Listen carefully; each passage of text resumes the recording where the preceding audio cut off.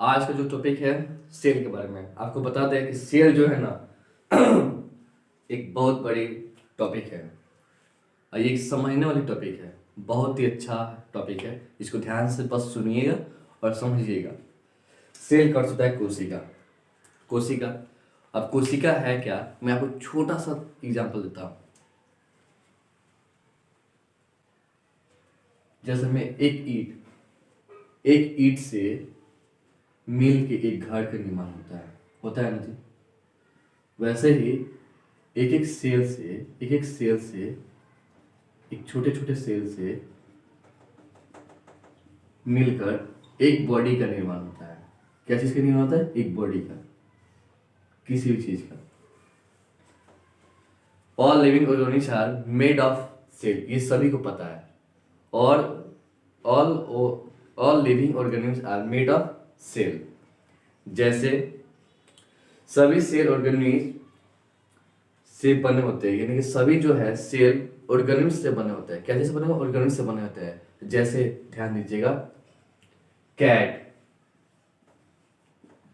ठीक है, कैट हो गया, मैन हो गया, एलिफेंट हो गया, ये सारे क्या है? सेल से मिलकर ही तैयार होता है। ये नहीं कि बिना सेल से मिलकर तैयार हो, नहीं, सेल से मिलकर ही तैयार होता है। लेकिन एक बात आपको पता है कि सेल का जो है, हम लोग सेल कोशिका कोशिका जपे थे, लेकिन सेल का जो है टेक्निकल नाम क्या है? तो सेल का टेक्निकल नाम है साइटो। साइटो, क्या नाम है? साइटो।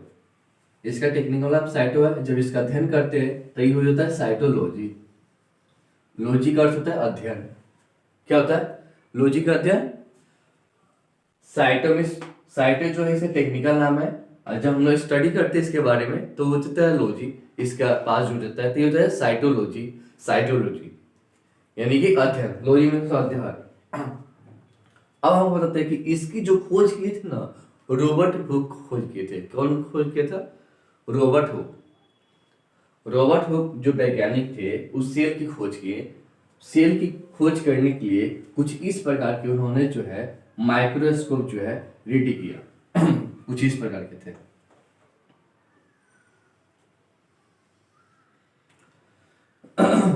कुछ इस प्रकार के माइक्रोस्कोप थे उस समय के डेट में। इन्होंने मृत सेल पे जो है इन्होंने स्टडी किया। मृत सेल पे ही कोशिका की खोज शुरू की। बहुत बच्चों को ऐसा लगता होगा ना कि सेल जो है, आपको भी ऐसा ही लगता होगा कि सेल जो है ना क्या है? शरीर की सबसे छोटी अंग है। नहीं, लेकिन ये गलत है। ये शरीर की सबसे छोटी अंग नहीं है, बल्कि शरीर की एक इकाई है। ठीक है ना? इसको हम छोटी अंग नहीं बोल देंगे, इसको हम देखें यूनिट ऑफ सेल। ये यूनिट ऑफ सेल है। ओके, तो आप इस थोड़ा सा इस बात को हमेशा रिमेम्बर रखिएगा कि शरीर की छोटी इकाई है, नहीं कि शरीर का छोटा अंग है। अंग और इकाई में दोनों में बहुत अंतर है, तो इसको थोड़ा सा आप जो है माइंड में हमेशा रखिएगा। आप देखिए, प्रिंसिपल की खोज किसने की थी? सिद्धांत की खोज किसने की थी? तो दो व्यक्ति थे। कौन कौन व्यक्ति थे बाबू? वो दो व्यक्ति थे, स्लाइडिन और श्वार। वो दोनों व्यक्तियों ने क्या किया? इस चीज का खोज किया कि जो सेल है, सेल से ही हमारे पूरे बॉडी के निर्माण, यानी कि हमारे पूरे जो बॉडी है, ये पूरे बॉडी में हमारे क्या है? सेल है। हमारी जो पूरी बॉडी जो रेडी हुई है वो सब सेल से मिलके ही बनी हुई है। आपको पता है? देखिए, हमारी ये जो शरीर है ये सारे सेल से मिलकर बना हुआ है। हमारे जितना भी बॉडी में जो ये पार्ट है, ये सारे क्या है? सेल से मिलके ही बना होता है। लेकिन ये थोड़ा सा जो है याद करने वाली चीज है, आप लोग हमेशा इसको माइंड में जरूर रखिएगा, ठीक है ना? दुनिया के सबसे छोटी सेल, ये कोई भी पूछ सकता है कि भाई दुनिया की सबसे छोटी सेल कौन सा है? गेस कीजिए। नहीं पता? तो सुनिए, दुनिया के सबसे छोटी सेल माइकोप्लाज्मा। किसको बोलते हैं? माइकोप्लाज्मा। अगर कोई पूछ देगा कि पता है दुनिया के सबसे बड़ी सेल किसको बोलते हैं? क्या आपको पता है कि दुनिया के सबसे बड़ी सेल किसको कहते हैं?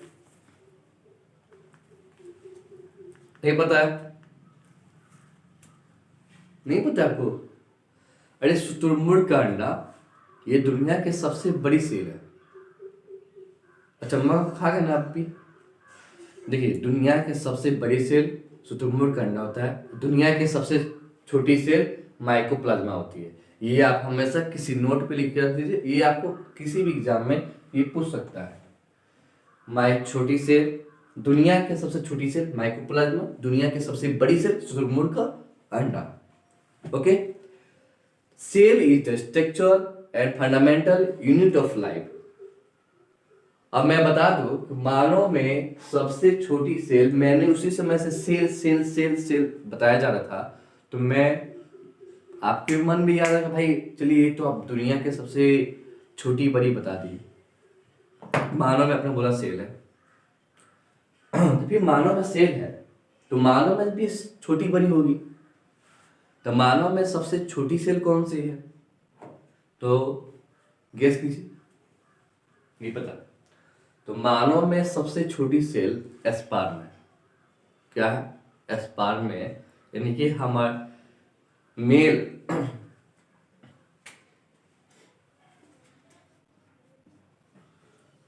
के स्पर्म में मानव के सबसे छोटी सेल पाई जाती है। मेल के स्पर्म में ही मानव के सबसे छोटी सेल पाई जाती है। और मानव में सबसे बड़ी सेल कहाँ पाई जाती है? तो वो पाई जाती है फीमेल में, फीमेल के अंडाणु में। फीमेल के अंडाणु में मानव के सबसे बड़ी सेल पाई जाती है। ये सभी को जो है इसको नोट कर ले, फीमेल के अंडाणु में, इन ओवम में मानव के सबसे बड़ी सेल पाई जाती है। आप इसको कहीं नोट कर ले, ये हमेशा पूछती है। देखिए हम लोग हर एक चीज भूल सकते हैं, लेकिन इस चीज आपको नहीं भूलना है। कहीं भी आपसे ये पूछ सकता है कि मानव में सबसे छोटी सेल, मानव में सबसे बड़ी सेल। तो मानव में सबसे छोटी सेल मेल का स्पर्म में पाया जाता है, नहीं, मेल के स्पर्म में सबसे छोटी सेल पाया जाता है, और मानव में सबसे बड़ी सेल फीमेल के अंडाणु में पाया जाता है, जो कि ओवम में पाया जाता है। ये सबको पता होना चाहिए, ठीक है ना? और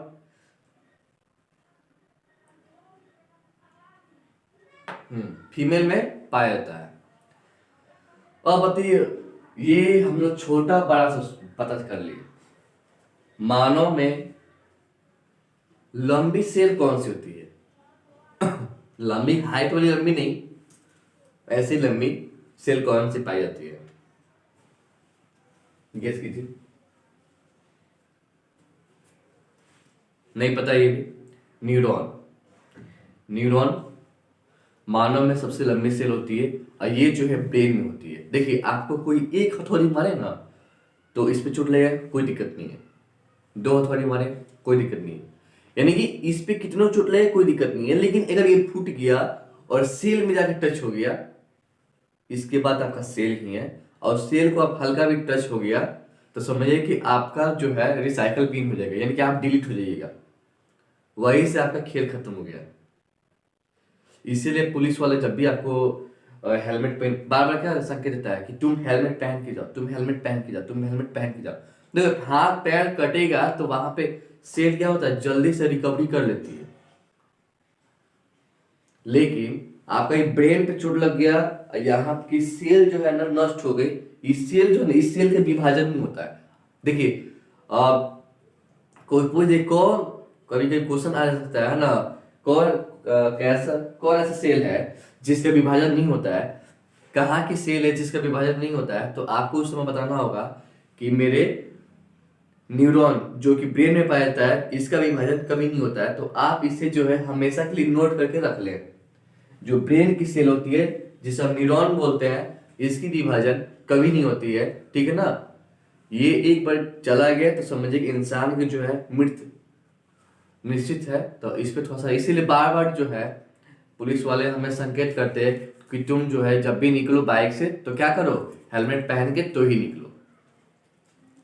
क्या कि आपके हाथ पैर पैर कुछ भी कटता है तो उसका रिकवरी हो जाती है, लेकिन यहाँ के जब कटता है तो यहाँ जब फूट गया और सेल पे जाके टच कर गया तो वहाँ का रिकवरी नहीं होती है, सीधे इंसान को जो है ऊपर ही जाना पड़ता है। यहाँ पे थोड़ा सा भी नष्ट हुआ कि आपको तो ऊपर ही जाना पड़ेगा। इसीलिए बार बार जो है पुलिस वाला बोलता है कि हेलमेट पहन के निकलो। अब तो आप समझ ही गए होंगे कि क्यों जो है पुलिस वाले हमें बताते हैं कि आप हेलमेट पहनिए और क्यों जरूरी है।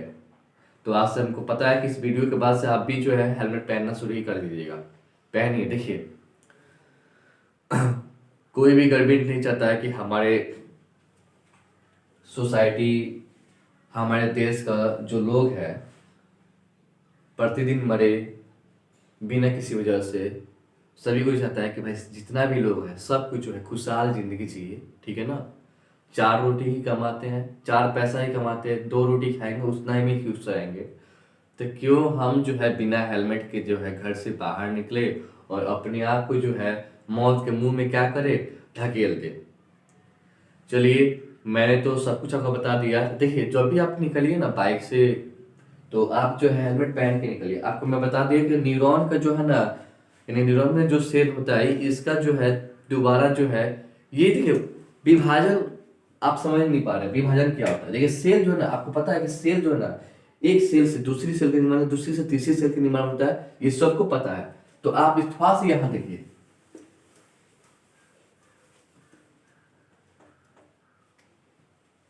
एक छोटी सी एक सेल है। अब ये जब टूटेगा ना ये विभाजन होगा, डिवीजन जब इसका होगा तो 2 सेल का निर्माण हो गया। 2 सेल का निर्माण हो गया ना। अब फिर ये टूटेगा तो 2 यहां बनेगा, 2 यहां बनेगा। तो ये क्या है, डिवीजन सेल है जिसका विभाजन होता है। बट न्यूरॉन में क्या होता है कि उसका डिवीजन नहीं होता, वो बस एक ही होता है, वो बढ़ता नहीं है। तो इसलिए इसका विभाजन नहीं होता। इसलिए बार बार आपको बताया था कि आप जो है हेलमेट पहन के निकले। इसका जो ये नष्ट होगा तो फिर से ये रिकवरी नहीं होता है। और मैं बता दूं सबसे तेज जो है विभाजन होता है लीवर का होता है। लीवर सबको नाम सुना होगा, लीवर का जो विभाजन होता है वो सबसे तेज विभाजन होता है, बहुत तेज। यानी कि न्यूरॉन, जैसे मैं लीवर जो है ना काट दीजिए, ऐसे काट दीजिए, में ऐसे काट दीजिए, छोड़ दीजिए, वो फिर एक सेल से लेके ना दूसरा का सेल जो है बनेगा और क्या होता है उसका विभाजन, वो जो है वहां पे रिकवरी कर लेगा। यानी कि वो क्या करेगा, ये बॉन्ड बनवाएगा, जो बॉन्ड बनेगा इसका बॉन्ड बनेगा। एक सेल है न्यूरॉन को क्या होता है, आपको लीवर को काट दीजिए, वो फटाफट जो है बॉन्ड बनाना चाहिए, एक से 2 ये विभाजन कर लिया, ये रिकवरी कर लेगा। बट जिसका विभाजन नहीं होगा उसका रिकवरी कैसे होगा। तो इसका विभाजन हो रहा है तो इसका रिकवरी हो जा रहा है, लेकिन उसका तो विभाजन नहीं हो रहा है तो रिकवरी तो इम्पॉसिबल है। वही बात है, यानी सबसे तेज विभाजन वाला कोई चीज है तो है लीवर। लीवर जो है सबसे तेज विभाजन करता है, ये सभी को पता होना चाहिए, ठीक है ना।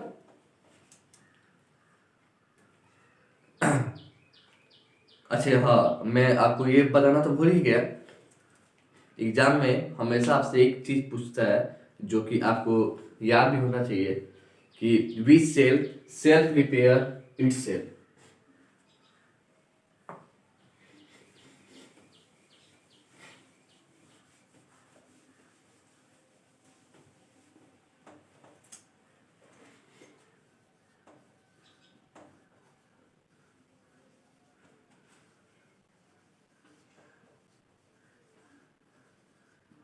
Which cell self repairs itself?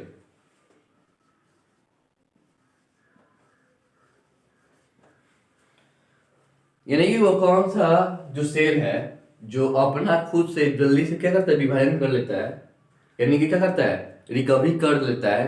तो उसको बोलते हैं, क्या बोलते हैं वो बताइए।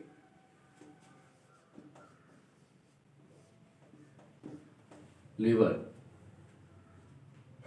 ये हमेशा क्या कीजिएगा, इसका आंसर क्या होगा, लीवर। लीवर की जो सेल होती है वो जल्दी से क्या करता है, रिकवरी कर लेती है। तो इसको जो है हमेशा जो है नोट करके रखिएगा, ठीक है, ये कभी भी काम आ जाएगा। और हम सबसे पहले सेल का जो है मेन पार्ट चलते हैं। सेल का मेन पार्ट आप सभी को इसको जो है ना ध्यान से देखिएगा, जितना ही ध्यान से देखिएगा उतना ही आपके लिए क्या होगा, फायदेमंद होगा। देखिए आज तक जो आपकी उसके से कोई मतलब नहीं है, लेकिन अभी जो करना है उसको थोड़ा सा बेटर कीजिए। नहीं कि हम क्या करें, टाइम पास करना शुरू कर दिए और जो है अपना जो समय क्या करें, किल करना शुरू कर दिए। हर एक पार्ट को जो है ध्यान से देखना शुरू कीजिए और मैंने क्या बताया उसको खास करके नोटिस कीजिए कि मैं अभी क्या बोला हूँ। ठीक है, तो अभी जो है मैं जो खास चीज बताने वाला हूँ इस सब को देखिएगा। ईंट है, सब कोई नाम से बना है। एक ईंट से मिलकर एक दीवार खड़ा होता है।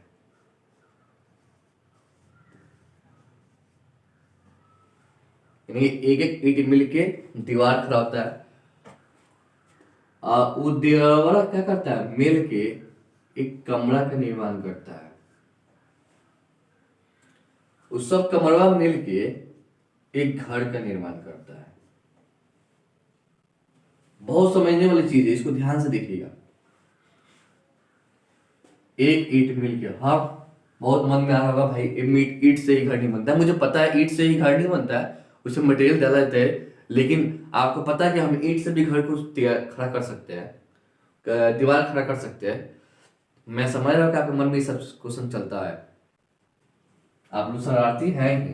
ध्यान दीजिए, एक ईंट से मिलके दीवार बना दीजिए। कैसे ये दीवार है, एक एक ईंट से मिलके ही बना हुआ। और एक एक दीवार खड़ा कर दीजिए। एक दीवार मैंने यहां खड़ा किया, देखिए यहां खड़ा किया, ठीक, एक उस साइड खड़ा किया, एक इस साइड खड़ा किया मैंने। चलो इसको जोड़ देते हैं।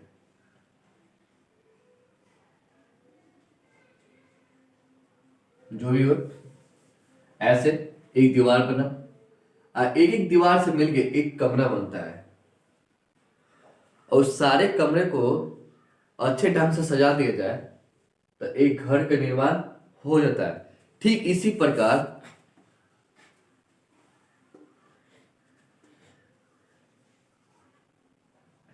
एक सेल से मिलके टिश्यू बनता है। कैसे बनता है? टिश्यू, खांसी हुई, कल बर्थडे में चले गए थे, क्या करेगा। एक सेकेंड, टिश्यू का निर्माण होता है। एक एक टिश्यू मिलके ऑर्गेनिज का निर्माण होता है।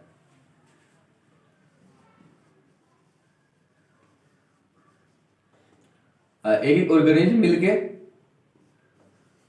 एक बॉडी के निर्माण होता है। अब ये समझ नहीं आ रहा है, मैं इसको सेल कर चुका। कोशिका, सेल मीन्स कोशिका, टिश्यू मीन्स ऊतक, ऑर्गेनिज्म मीन्स अंग, अब बॉडी मीन्स क्या हुआ ये, शरीर। अब ध्यान दें, इधर बहुत समझने वाली चीज है। एक ईंट मिला तो दीवार खड़ा हुआ,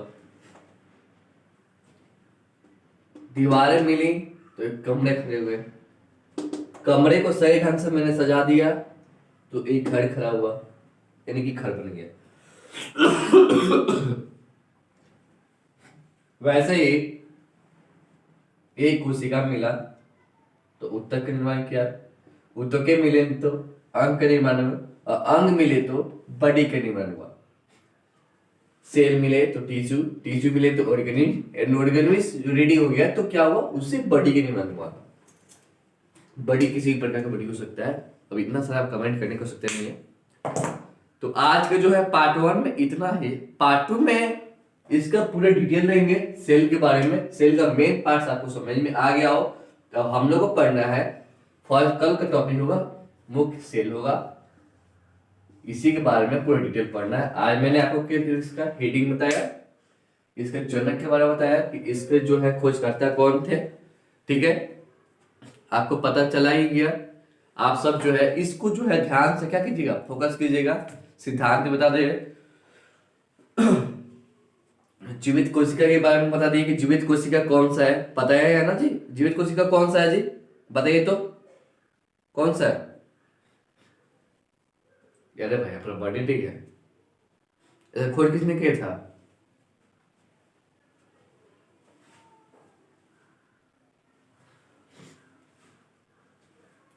बताइए, नहीं पता है। एंटोनी वान ल्यूवेनहॉक, इनका खोज जो है, ये वैज्ञानिक ने इसका खोज किया था। तो जीवित कोशिका जो है ना, ये खोज यानी कि रॉबर्ट हुक जो खोज किए थे, वो खोज किए थे मिड पे। और एंटोनिवान लुवेन हक जो है ना, ये